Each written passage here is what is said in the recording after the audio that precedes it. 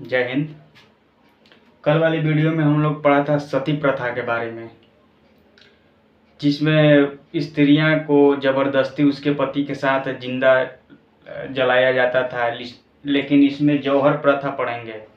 जौहर प्रथा में क्या होता है कि स्त्रियां को ज़बरदस्ती नहीं, स्त्रियां खुद अपने मर्जी अनुसार अपना शरीर को अग्नि द्वारा प्रज्वलित करती है, अग्नि में समाहित करती है। आइए देखते हैं। पहला होता है जौहर। जौहर प्रथा, इसी में होता है साका। देखिए, जौहर और साका जैसे घटनाओं ज्यादातर हमें युद्ध के समय में देखने को मिलता था राजपूतों परिवारों के द्वारा। ये ज्यादातर प्रथा राजपूतों में चलती आ रही है। ये युद्ध के समय जब ये लोग जान जाते थे राजपूत लोग कि हमें अब मतलब कि मुगलों द्वारा अब हार का सामना करना पड़ेगा, अब हमारे पास हारने के अलावा कोई रास्ता नहीं है। मतलब कोई भी कारण हो सकते हैं, अच्छा हथियार ना होना, सैनिक का कमी हो जाना, कमज़ोर पड़ जाना, कोई भी कारण से ये लोग को पता चल जाता था पहले कि अब लोग हमें हारने के सिवा कोई और रास्ता नहीं है। तब राजपूत लोग ये साका और जौहर जैसे काम करते थे। साका देखिए, पहले साका समझते हैं। साका साका साका क्या होता था कि युद्ध हारने से पहले जो राजपूत परिवार के होते थे, ये दुश्मन के सामने अपने आप को समर्पित नहीं करना चाहते, गुलाम नहीं बनना चाहते थे, और ये नहीं चाहते थे कि हमें कोई गुलाम बनाकर रखे। और उसी समय युद्ध से पहले अपने आप को सर पे कफन बांध के और अपने आप को युद्ध के प्रति न्यौछावर करके कि अब मरेंगे या मिटेंगे, कुछ भी हो जाएंगे, लेकिन मुगलों के आगे झुकेंगे नहीं। इसी कारण से साका जैसी प्रथा को प्रचलित होती है। और जौहर में क्या होता था कि जब साका जो व्यक्ति जिनके पुरुष साका कर लिए थे, अपना सर पे लाल केसरिया पगड़ी बांध करके युद्ध में कूद जाते थे, अब मरेंगे या मिटेंगे, तो उनकी पत्नियां जो थी अपने ही महल के अंदर जौहर जैसी प्रथा, जो लोग की पत्नियां साका कर चुके थे, युद्ध में मरने के लिए न्यौछावर हो गए थे, उनकी पत्नियां जौहर प्रथा यानी कि अपने किला के अंदर बड़ी धूमधाम से सज के संवर के पूरा मतलब कि श्रृंगार करके और अग्नि को प्रज्वलित करके अपने आप को अग्नि के हवाले कर लेती थी, अपने आप को जला लेती थी, ताकि हमारे पति युद्ध में मारे गए, हम भी मतलब कि उनका सात फेरों, जब शादी होती है तो 7 फेरे होते हैं और अग्नि को साक्षी मान करके लिया जाता है, तो हमारे पति मर जा रहे हैं, इसीलिए मैं भी उन्हीं के साथ 7 वचनों का पालन करके उनके साथ मैं भी मर जाऊंगी। देखिए, राजपूत जो थे ना, वो अलग ही मिट्टी के बने होते हैं भाई। ये जो होते हैं दुश्मन के सामने कभी झुकने का नाम ही नहीं लेते। जैसे कि महाराणा प्रताप को ले लीजिए, अकबर बेचारा हरदम सोचता कि महाराणा प्रताप को हम झुका दे, चित्तौड़ के लोगों को झुका दे। महाराणा प्रताप तो चित्तौड़ से ही ना बिलोंग करते थे। ये सोचता था कि हम अकबर जो था, मुगल शासक अकबर, जो कि महाराणा प्रताप को झुकाना चाहता था, लेकिन झुकते ही नहीं। चलिए, सन 1303 ईस्वी में, सन 1303 ईस्वी में क्या नाम था? अलाउद्दीन खिलजी। अलाउद्दीन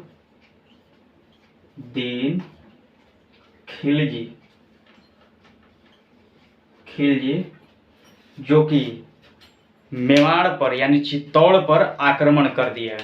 उस समय वहां के राजा कौन थे? रावल रतन सिंह। मेवाड़ पर अलाउद्दीन खिलजी ने, कहां पर? मेवाड़ यानी चित्तौड़ पर आक्रमण कर दिया।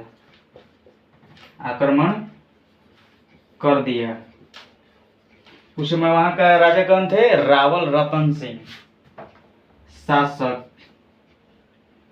शासक उस समय का थे रावल रतन सिंह। और जो वहां के रानी थी यानी कि रावल रतन सिंह की पत्नी थी, जिनका नाम था पद्मावती। पद्मावती पद्मावती कहा जाता है कि अलाउद्दीन खिलजी जो था वो पद्मावती को पाना चाहता था और चित्तौड़ के किला को चारों ओर से घेर लिया था, जिसके कारण ये मेवाड़ के राजा रावल रतन सिंह को सेना कमजोर पड़ गई और अंततः इन्हें भी साका और जौहर जैसी प्रथा को अपनाना पड़ा। देखिएगा आप लोग, पद्मावती जो सिनेमा मूवीज आया है हिंदी का, उसमें ये सीन, पद्मावती का सीन, जौहर प्रथा का सीन दिखाया गया है। लास्ट में जो होता है, पद्मावती अपने आप को अग्नि में प्रज्वलित कर लेती है और इसी से उनको बड़ा खौफनाक होता है वो दृश्य। देखिएगा आप लोग जरूर, ठीक है। आइए दूसरी शाखा देखते हैं चित्तौड़ में। दूसरी शाखा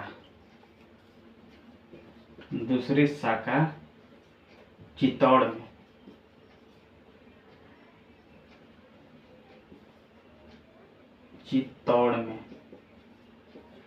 चित्तौड़ में है यानी मेवाड़ में।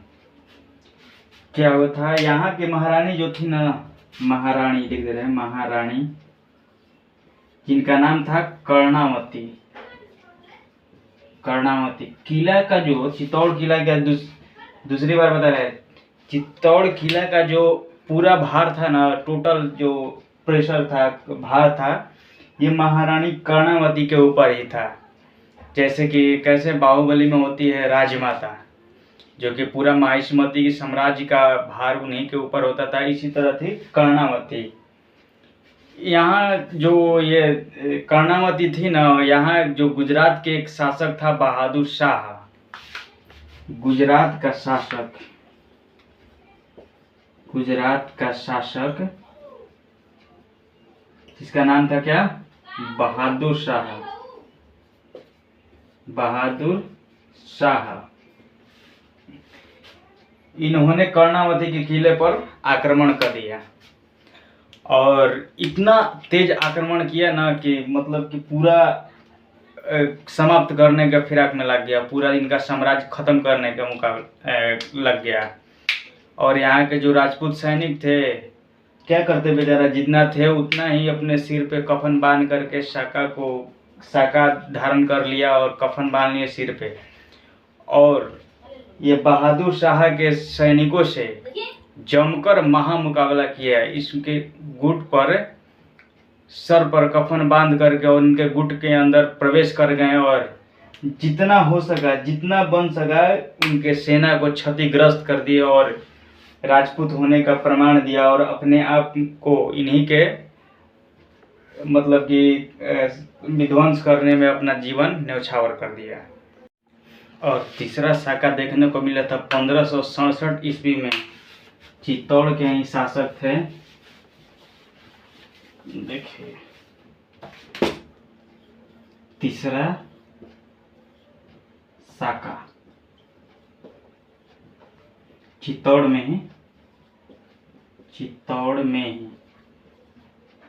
कब हुआ था? 1567 ईस्वी में। 1567 ईस्वी में उस समय यहाँ का राजा कौन थे पता है आपको? राणा, जिनका राजा का नाम था राणा उदय सिंह। राजा यानी कि शासक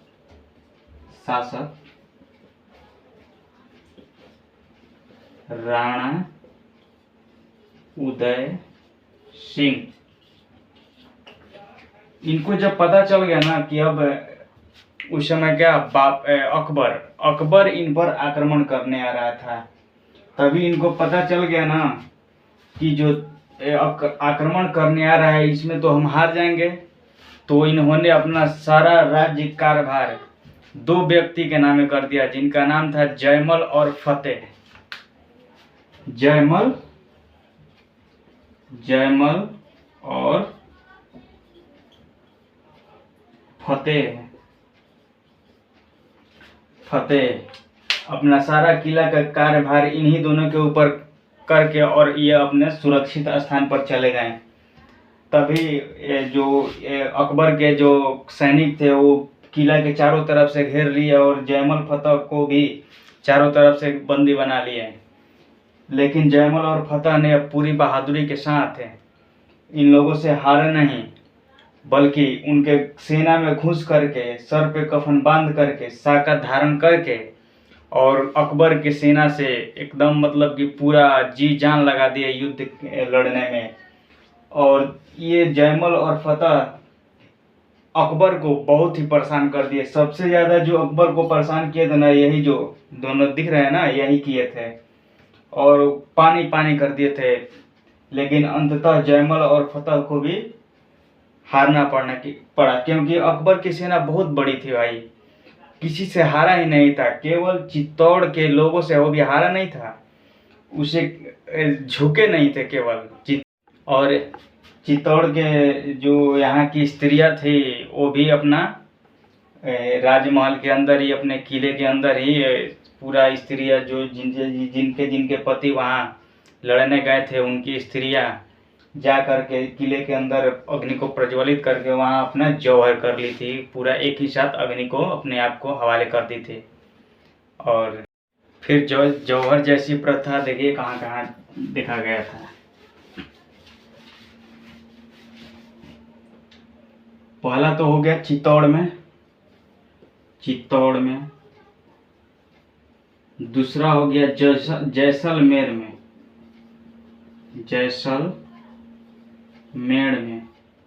जैसलमेर होता है।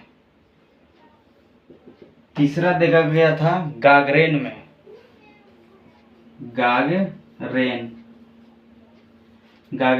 और चौथा एक जगह और देखा गया था जहाँ का स्थान था रणथंभौर।